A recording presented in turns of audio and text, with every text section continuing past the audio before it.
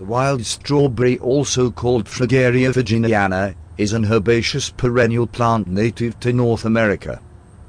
Wild strawberry is in the Rosaceae family. The wild strawberry is a producer. It uses photosynthesis to convert the sun's energy into glucose. It also converts carbon dioxide to oxygen, which is important for all organisms. Interestingly, many types of wildlife eats its central portion of the flower, which is known as the receptacle.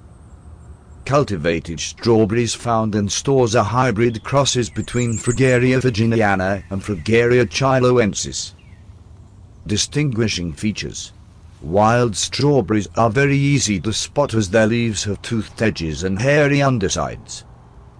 The white flowers have 5 petals and a golden center, and the distinctive red fruit look like cultivated strawberries with tiny seeds on the outside. The wild strawberry produces long hairy runners up to 5 centimeters or 2 inches long, which reroot to form plantlets. These runners are often dull red colored. Flowers. Clusters of white flowers, usually several blooming at one time and sometimes nodding, occur at the end of a stem which is usually shorter than the height of surrounding leaves. Flowers are 1 to 2 centimeters wide with 5 round to oval petals. They have about 20 yellow stamens surrounding a yellowish center, and 5 sharply pointed sepals as long as or shorter than the petals. Multiple small leaflet-like bracts are often present, where the flower stalks diverge at the top of the stem. Flowers produce small, globe-shaped red strawberries.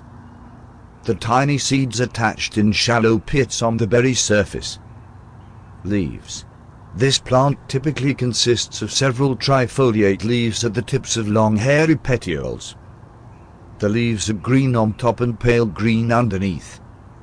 Each mature leaflet can reach to about 7 centimeters long and 4 centimeters wide. However, they are generally smaller. The leaflets are oval-shaped and have coarse teeth along the edge except near the bottom. The terminal tooth is much smaller in size to the teeth on either side of it and does not extend beyond them. Stems are above-ground runners that root at tips from which a crown of leaves emerge. Height. Typically this plant grows between 5 and 15 centimeters tall. Habitat. The wild strawberry habitats include moist black soil prairies, openings and edges of woodlands, savannas, limestone glades, and in open forests. When it is in open prairies it is usually not very far from woodlands. The wild strawberry commonly lives under full or partial sun. It is able to tolerate shade since it develops early in the spring. It prefers rich soil and moist conditions. It is able to grow in disturbed areas. Edible parts. Leaves, flowers and fruit are edible.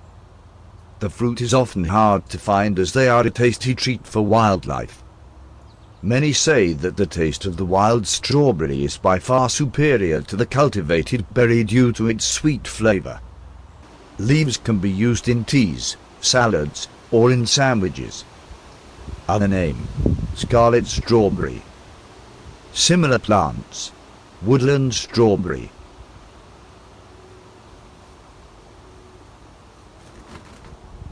History of wild strawberries.